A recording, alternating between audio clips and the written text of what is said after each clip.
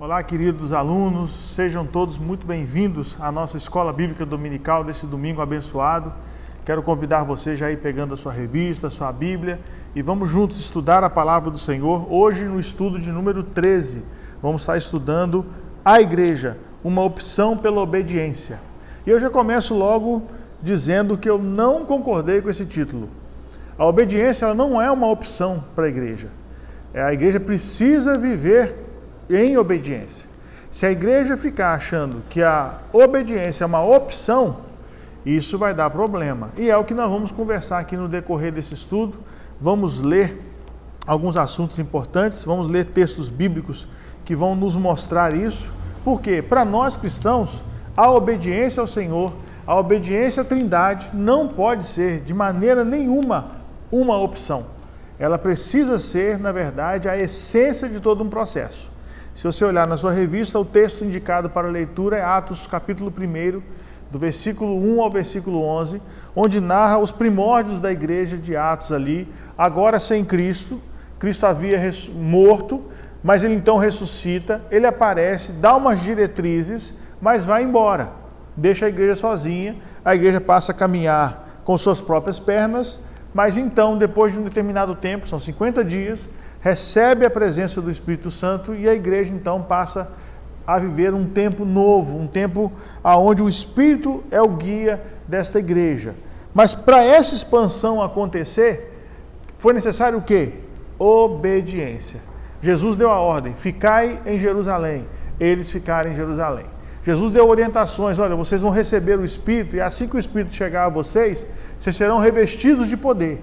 E com esse poder, com essa autoridade, vocês vão em Jerusalém, vocês vão à Judéia, vocês vão a Samaria, vocês vão até os confins da terra, sendo minhas testemunhas. Com isso, a igreja foi obediente, cumpriu essa tarefa. Se você pegar o capítulo, se você pegar todo o livro de Atos, você perceberá que essa é a divisão natural do livro de Atos. Atos 1:8 é a divisão natural do livro de Atos. Eles foram obedientes. Eles fizeram esse trajeto, primeiro Jerusalém, depois Judéia, depois Samaria, depois os confins da terra. Com isso, irmãos, nós entramos então na lição buscando entendimento no Senhor, se para nós é mesmo uma opção. Será que para nós obedecer a Deus é uma opção? Quero convidar você, juntamente comigo, a abrir a sua Bíblia em Mateus, capítulo 7, versículo de número 24, e ler comigo o que esse texto diz. Mateus 7, versículo de número 24. Portanto, quem ouve estas minhas palavras e as pratica é como o homem prudente que construiu a sua casa sobre a rocha. Então, quem ouve a palavra de Cristo, quem ouve suas orientações, vamos lembrar aqui o contexto desse texto, tá? O contexto nos mostra claramente, Jesus está finalizando o Sermão do Monte, ele deixou bem claro aqui qual é a constituição do reino, quais são as ordenanças do reino, do capítulo 5 ao capítulo 7 de Mateus, ele mostra isso de uma maneira muito prudente, e aí então ele mostra agora para nós que o homem que é prudente, o homem que ouve as palavras dele e as pratica, este homem é o homem prudente. Posso traduzir homem prudente para homem obediente? Então o obediente não é somente aquele que ouve as palavras. O homem prudente, o homem obediente, não é somente aquele que sabe de qual é salteado o que está escrito de Gênesis a Apocalipse. O homem prudente, ele não é somente aquele, que segue as regras todinhas de uma instituição. Não. O homem prudente é aquele que ouve as palavras e a pratica. Isso é o quê? Obediência. Eu lembro, desde pequeno, eu ouvi as professoras de EBD, na minha infância ainda dizerem, que a escola ensina o ABCD, mas na igreja e na Bíblia aprendemos a obedecer. Obedecer é fundamental para uma vida cristã. Não adianta, você não vai mudar o texto sagrado, você não vai mudar o que Deus pensa, você não vai mudar as ações do Espírito Santo sobre sua vida. Então o que você tem que fazer? Se render e obedecer. Outro texto que eu quero convidar você também à reflexão está em Mateus, capítulo 12, versículo de número 50. Mateus 12, versículo de número 50.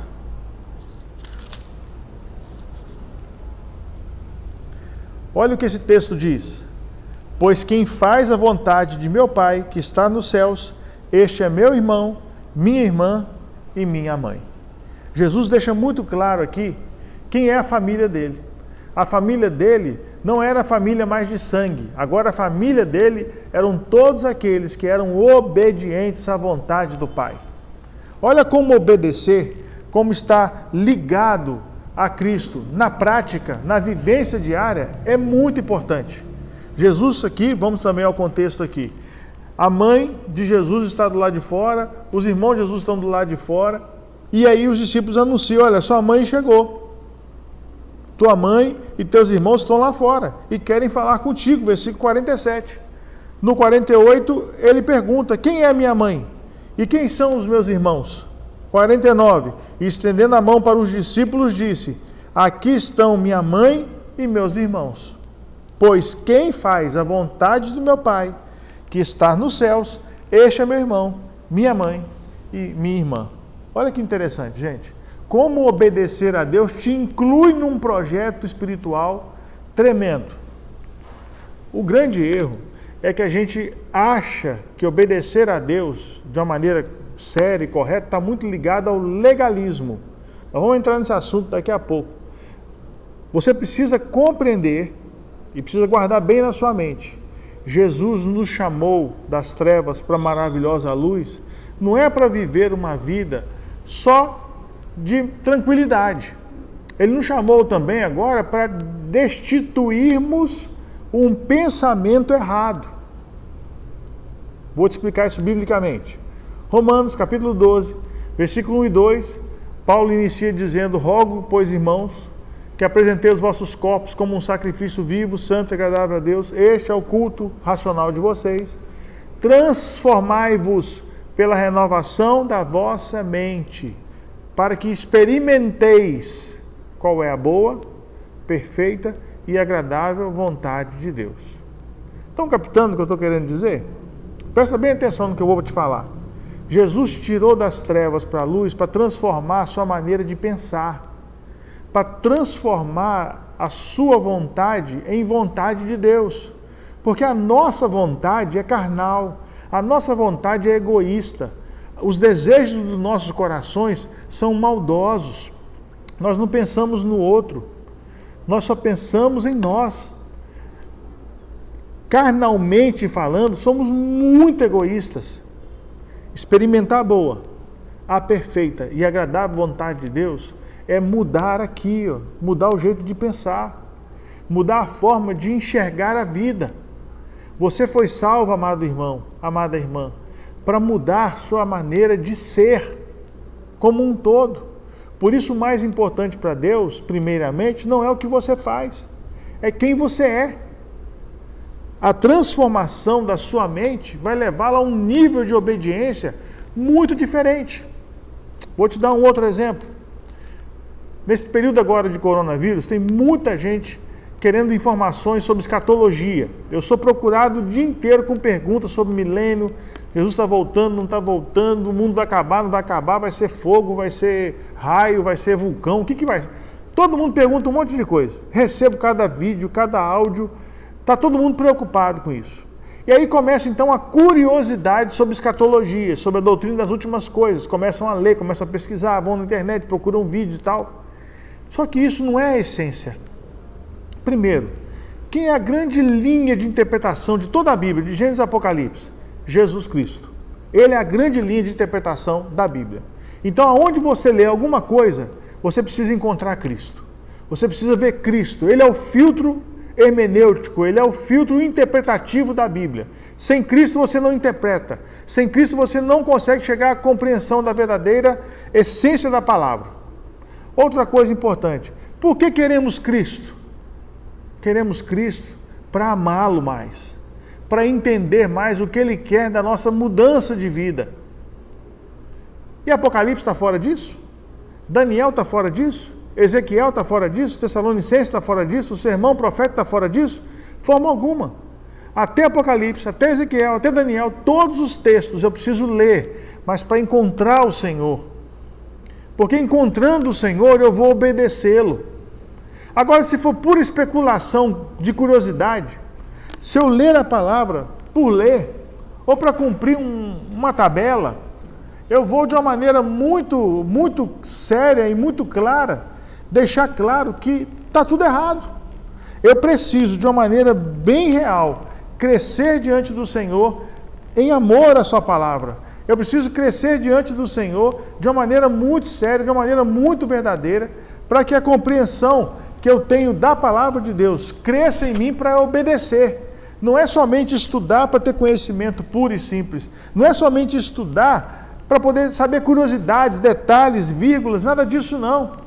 Eu preciso estudar para conhecer mais o Senhor, para amar mais o Senhor e para viver, aí entra a obediência, de uma maneira séria. A obediência não é uma opção para nós. A obediência é algo muito importante para a nossa vida. Outra questão importante está em João 14. João 14, versículo de número 23. Abra comigo sua Bíblia em João 14, versículo de número 23, que diz assim: Respondeu Jesus: Se alguém me ama, obedecerá a minha palavra. Meu Pai o amará, nós viremos a ele e faremos morada nele. Leia de novo esse texto. Respondeu Jesus: Se alguém me ama, obedecerá a minha palavra. Meu Pai o amará, nós viremos a ele e faremos morada nele. Guarda bem isso que eu vou te dizer. A melhor forma de expressarmos que amamos a Deus é a partir da obediência. Eu sei que nós estamos assim querendo de uma maneira até urgente que os cultos voltem. E eu estou agora aqui no nosso lugar de reunião, preparando essa aula para você, e eu quero te dizer que a gente está sentindo falta de estarmos todos unidos aqui, cantando, adorando, ouvindo as palavras, não à distância, mas presencialmente. Mas amar a Deus é muito mais profundo do que isso. Talvez você ache que a forma de você expressar a Deus que o ama é saindo da sua casa, vindo a este local de culto, cantando, levantando as mãos e estendendo seu louvor a Deus. Eu não posso dizer que não é, mas é muito mais profundo. A adoração é muito mais profundo que isso. Eu até entendo e percebo assim, falo, como diz o apóstolo Paulo, diz eu, não o Senhor, né? A opinião pessoal do Alessandro é que agora, esse tempo, essa quarentena, esse tempo onde nós fomos, de uma maneira, por causa da pandemia, tivemos a obrigatoriedade de ficarmos mais em casa e não nos aglomerarmos, não é só igreja, vários lugares deixaram de estar abertos, como escolas, faculdades, outros lugares também deixaram de se aglomerar. Penso eu que agora é um tempo da gente rever nossa forma de amar ao Senhor. Deus está colocando a gente em casa para que a gente aprenda a amar o Senhor a partir da nossa casa. Amar no meio da multidão, amar no meio da muvuca, cantando que todo mundo canta, falando que todo mundo fala, é muito fácil. Deus quer que você ame a palavra dele. Deus quer que você ame de maneira bem séria a Cristo Jesus. Porque quem ama a Cristo obedece a sua palavra, obedece o que ele diz. Isso não pode, de maneira nenhuma, ser uma opção para nós. Isso tem que ser a nossa vida. A nossa vida tem que ser uma vida de obediência. É importante que você entenda isso de uma maneira muito clara. Seguindo a nossa lição, agora encerrando a nossa introdução, nós vamos partir aqui para o ponto número 1, que é a obediência como pré-requisito. E a primeira frase é muito interessante. As maiores promessas de Deus vêm precedidas de uma única condição: obediência. Então, as maiores promessas de Deus vêm precedidas de uma única condição: obediência. E como é que tem que ser essa obediência? Como é que eu tenho que obedecer? Porque isso que foi dito aqui é uma verdade. Sempre que você encontrar na Bíblia Deus dando uma diretriz ao povo, só cabia ao povo obedecer. Foi assim com os apóstolos, foi assim no Antigo Testamento. É assim com a igreja. Quando o povo de Deus obedece ao Senhor, mediante uma promessa que Ele fez, Deus cumpre a parte dele. Há momentos que até somos infiéis, não somos obedientes, e Deus ainda assim cumpre a sua parte. Deus cumpre a sua promessa. Cabe a você, cabe a mim sermos obedientes. Mas como nós vamos ser obedientes da maneira correta? Primeiro, a nossa obediência ela deve ser de todo o nosso coração. Quando foi perguntado para Jesus, Jesus, quais os maiores mandamentos da lei? Ele amar a Deus sobre todas as coisas, com toda a sua alma, com toda a sua força, com todo o seu entendimento. Jesus te chama a amar a Deus, com tudo que você é, entendimento, força, com vontade, tudo que você é. Mas em Deuteronômio, eu convido você a abrir a sua Bíblia, Deuteronômio 26, Deuteronômio 26, versículo de número 16, 26, versículo de número 16, diz assim: o Senhor, o seu Deus, lhes ordena hoje que sigam esses decretos e ordenanças, obedeçam-lhes atentamente, de todo o seu coração e de toda a sua alma. Então eu tenho que obedecer os decretos como? Como é que eu obedeço ao Senhor? De coração e de alma. Alma, entendimento, comportamento, coração, sentimento. Eu tenho que entender com tudo que eu sou, mas também eu tenho que obedecer e eu tenho que amar a Deus de maneira integral, com obediência. Eu não posso, de maneira nenhuma, sabendo que o pré-requisito é obedecer em todos os momentos ao Senhor, eu não posso fazer isso forçosamente, nem forçadamente. Eu preciso fazer isso, eu tenho que fazer isso de que maneira? Eu tenho que fazer isso de todo o meu coração. Não cumpra regras por cumprir. Não faça coisas por fazer. Não viva uma vida de puro ritualismo e religiosidade. Viva uma vida de maneira integral, de maneira séria, do jeito que tem que ser, para que você possa agradar ao Senhor. Outra questão importante. Você quer ser vitorioso? Obedeça. Olha o que diz Josué, capítulo 1, versículo de número 8. Josué, capítulo 1, versículo de número 8. Não deixe de falar as palavras dessa lei e de meditar nela dia e noite, para que você cumpra fielmente tudo que nele está escrito. Para que você cumpra fielmente tudo que está escrito. Quer ser vitorioso, Josué? Obedeça o que eu mandei. Em Apocalipse, capítulo 2 e 3, você vai encontrar constantemente no final das cartas às igrejas o seguinte: ser fiel até a morte, e dar-te-ei, e receberás. Ser fiel é obedecer. Ser obediente até o fim é sinônimo de que nós vamos vencer. É sinônimo de que em Deus nós teremos a vitória necessária. Guarda isso no seu coração. Talvez você não está vencendo, não está conseguindo romper, porque não está sendo obediente do jeito que Deus quer. Está sendo obediente no ritual, na prática externa, mas na interna, a partir do coração, você não está. E isso não agrada ao Senhor e não te leva à vitória que vem do Senhor. É muito importante que isso seja real na sua vida.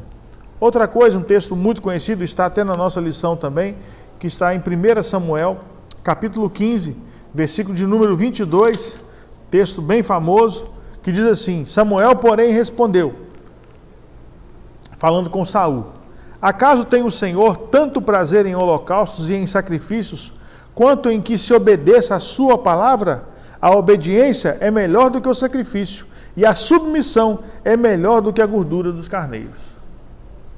Está muito claro. Só que tem gente que não consegue entender ainda.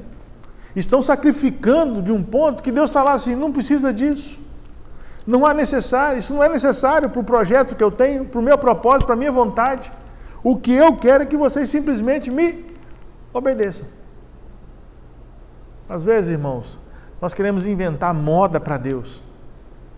Salomão já disse que não há nada novo debaixo do sol. Então, venhamos ser humildes e obedientes. É isso que vai agradar o coração de Deus.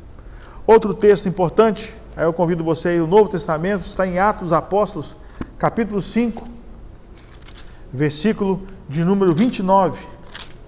Atos, capítulo 5, versículo de número 29, nos diz assim: Pedro e os outros apóstolos responderam: é preciso obedecer antes a Deus do que aos homens. É preciso obedecer a Deus antes que aos homens. Estou lendo a versão NVI, talvez a sua versão esteja. É melhor obedecer a Deus do que aos homens. Irmãos, eu acho que não tem texto mais claro, não tem opção, é imperativo. Vai chegar um ponto que você vai ter que decidir. Ou você vai obedecer a Deus, ou você vai obedecer aos homens. Ou você vai ficar do lado de Deus, ou você vai ficar do lado dos homens. Por isso que em determinados momentos eu vejo que a gente precisa rever a forma como tomamos decisão nas nossas vidas. Queremos ouvir muitas pessoas, ok? Lá em Provérbios fala que na multidão do conselho vai nascer um sábio. Então, quanto mais pessoas sábias você ouve, sem dúvida a sua conclusão pode ser melhor. Mas aonde você está encontrando sábios hoje? Tem pessoas ao seu redor que são verdadeiramente sábias? Sabem tomar decisões corretas? Por isso, irmão, irmã, aprenda a aquietar o seu coração para saber quem é Deus. Aprenda a acalmar a sua alma. Aprenda a meditar na palavra. Aprenda a orar com mais tranquilidade, para que decisões sérias sejam tomadas e agradem o coração de Deus. Na lição diz, dos 500 irmãos que viram Cristo, o assunto aos céus, apenas 120 permaneceram reunidos e perseverantes aguardando o cumprimento da promessa. Você é daqueles que não se permitem distrações das ordens de Jesus? Então, às vezes, você está achando que obedecer a Cristo é uma opção. Aí, resultado, você está agindo dentro de um processo onde obedece se quiser. E aí entramos então na reta final da lição. Lendo sobre esse assunto, eu me lembrei de um livro que eu li na época do seminário, e há uns meses atrás eu peguei de volta, estava com um amigo meu, e passando o olho nele outro dia, tocou no assunto aqui, obediência, eu lembrei desse livro, que é o livro Discipulado, de Dietrich Bonhoeffer, né, ou Bonhoeffer, depende da sua interpretação aí, e é um livro que para mim todo cristão tinha que ler. Ele é um livro muito importante, e Dietrich, ele foi alguém perseguido pelo nazismo. Esse homem sofreu muito, morreu antes dos 40 anos de idade. Os professores dele do seminário e da faculdade de teologia assinaram a carta a favor do nazismo. Isso chateou muito. Ele não assinou essa carta. No meio do preparo da guerra, da Segunda Guerra Mundial, ele recebeu a oportunidade de ser professor. Com 22 anos ele se tornou doutor em teologia. Ele recebeu a oportunidade de ir para os Estados Unidos, ser professor de uma universidade. Ele foi para lá ser professor de uma universidade com 22 anos de idade, doutorando. O cara era doutor. Ele escreveu uma tese chamada Ética e Cristianismo, com 22 anos. Ele foi para os Estados Unidos. Quando ele chegou lá e soube que a guerra ia começar, ele não quis ficar mais na faculdade dando aula, ele quis voltar para a Alemanha para ficar junto dos seus compatriotas. Voltou para a Alemanha e assim que o nazismo pôde, o prendeu. E aí, preso, ele foi enviando cartas, que se tornaram depois livros. São mais de 15 livros que existem hoje, e o Discipulado é o mais conhecido de todos. Vale a pena ler, ouvir a história desse homem e aprender com ele, que foi obediente até a morte. Porque num determinado dia, a ordem vinda de cima, de Hitler, foi que o colocasse no paredão e o matassem. E então Dietrich foi morto, se não me engano, com 36 anos de idade. Ele perdeu a sua vida, mas não perdeu a obediência. E aqui nesse livro ele tem um capítulo chamado Obediência Simples. Porque é nesse livro aqui, talvez você já ouviu, é nesse livro que Dietrich trabalha e cunhou uma frase que no meio teológico, no meio dos seminários, é muito conversado. Os meus alunos de teologia contemporânea amam demais estudar Dietrich. A frase chamada graça barata. Porque a graça, ela é muito forte, ela é muito firme. Mas infelizmente, com o passar do tempo, baratearam a graça. Fizeram da graça um negócio. A tratam de uma maneira totalmente errada.